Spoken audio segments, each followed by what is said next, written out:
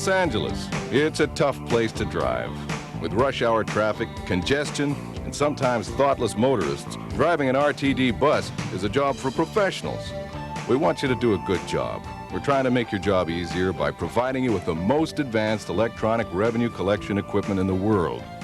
Southern California Rapid Transit District has purchased this state-of-the-art fare collection equipment from Cubic Western Data, a San Diego-based firm that has installed its equipment for leading transit authorities throughout the world.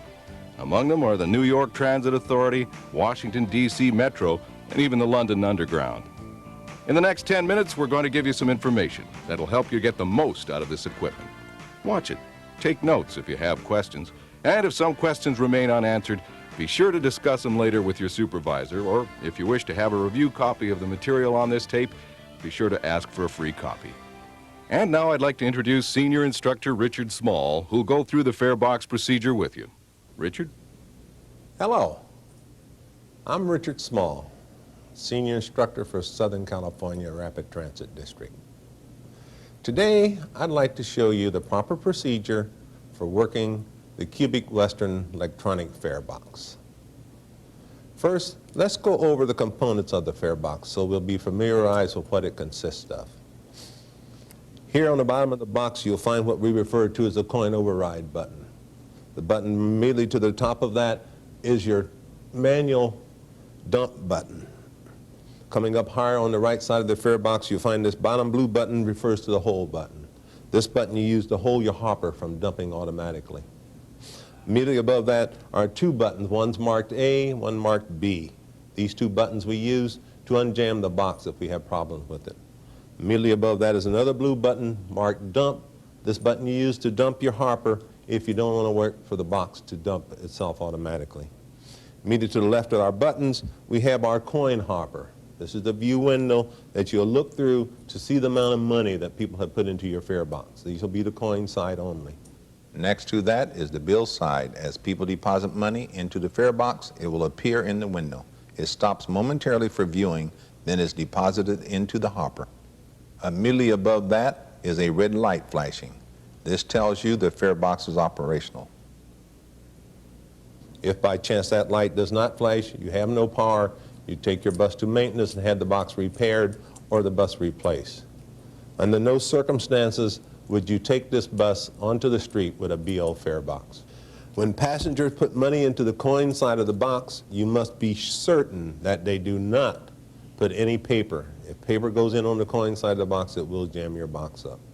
As people put money into the fare box, the proper fare, as you notice, will beep. The passenger just put in $1.10. You got a beep sign letting you know that he put in the proper fare. The box will not record the proper fare. It only records the amount under the proper fare or the amount put in over it. Had that passenger put in $1.35, in your window here you'd have a printout of 25 cents, indicating that he put a quarter in over the fare, which means he'd want to transfer naturally. If, unfortunately, the passenger should put in less than the proper fare, that will also print out. It will print out here 95 cents. In that case, you have the opportunity to push the hold button, which stops the hopper from dumping automatically, and call the passenger back so he can observe the fact that he only put in 95 cents. Naturally, when you release the hold button, the hopper will dump again. If passengers are boarding your bus and you have a hurried crowd or a large amount of people getting on at one time, you can dump this hopper by pushing the dump button. The box itself dumps automatically every 15 seconds on the coin side. But once the fare is into the box, you can push it and let the next passenger put their money into the box. On the other side of the box is your coin, is your bill side. When passengers are putting bills into the machine, it's very easy for the passenger to lay the dollars down flat on the machine and attempt to push it in. Makes it very difficult. It's a lot easier if you ask your passengers to tilt the dollar bill in the air like this, about a 45-degree angle, and you can see the machine take it away from them. It'll stop momentarily. You can observe that it is a dollar. The box itself does not measure money. It measures size of paper that you put in it. Consequently, it's very important that you visually observe all coins and paper that's put in your machine. If we put in our discount tickets, the 45-cent tickets for the senior citizens. It measures the size of the ticket, gives you a beep for the full fare, even though the size of the paper was not a dollar bill size. The same thing happens when you use our 90-cent tickets. They're not the size of a dollar bill, but as they go in, you get the beep. Full fare was paid because the machine registered the size of the discount tickets. Quite often when people are putting money into the fare box, they will attempt to lay the dime on top of their dollar bill, consequently letting the machine pull the dollar into the bill side of the machine. This will jam the box up. So please try not to let them put coins on the dollar side. If your bill side jams, by pushing the A button 3 times or until bill unjam prints out. Quite often when you're pushing the A button, it doesn't take 3 times. It may take 2, it may take 4, but whatever, wait that you can see it print out, bill unjam. Then press the hold button. The hold button will activate the machinery on the inside of the machine and will attempt to unclog whatever is binding it up. If it doesn't work the first time you try this, then try it again. Push your A button 1, 2, 3. Then press the hold button. And if this fails, then call your radio dispatcher and follow his instructions. When you're calling the radio dispatcher, do not use the priority button. Use request. If the coin side should jam up, you'd use the same procedure. Only thing on the coin side, you use the B button. You punch it once, twice, 3 times, or until coin unjam printout. Then press the hold button.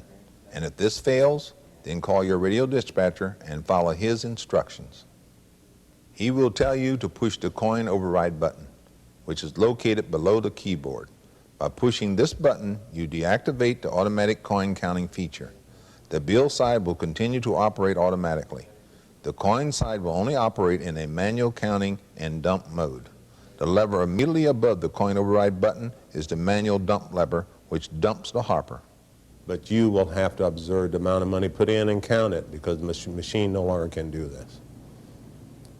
Once you arrive at the end of the line, someone will either meet you and repair the box or switch you off and give you another bus. When the radio dispatcher tells you to proceed in service when your box is jammed up, attempt to collect the fares. If the passenger has coins, request them to put them in the coin side. If they don't have any coins, let them put bills in the bill side. But under no circumstances do you over-collect fares, even if it means letting the passengers ride free. If by chance your fare box is BO'd and after it's been repaired, be sure to mark that on your bus condition report card so that it can be checked when the bus goes in at the end of the day's work.